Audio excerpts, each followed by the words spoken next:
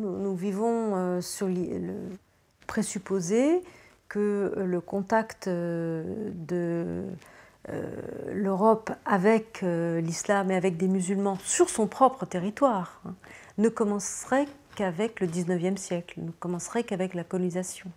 L'idée, c'est que la présence de l'islam en Europe occidentale est un phénomène très récent et que, justement, étant récent, il fait problème. Et ce que nous avons voulu faire comme historiens, c'était enquêter sur l'ancienneté de cette présence, voir si justement elle était si récente que ça.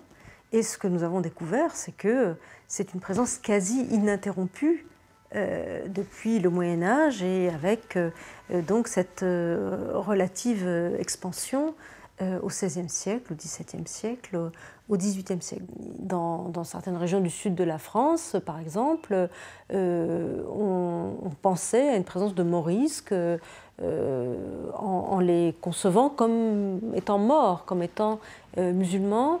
Jusque vers Rouen, on trouve des traces aussi de populations au XVIIIe siècle qu'on décrivait comme descendantes de Sarrasins ou de Maures. Donc il pouvait y avoir cette notion d'un continuum même de peuplement au XVIIIe siècle. Puis ensuite, ça c'est quelque chose qui se perd complètement avec la colonisation, où au contraire, on va opérer une forme de dissociation entre l'histoire européenne et l'histoire islamique.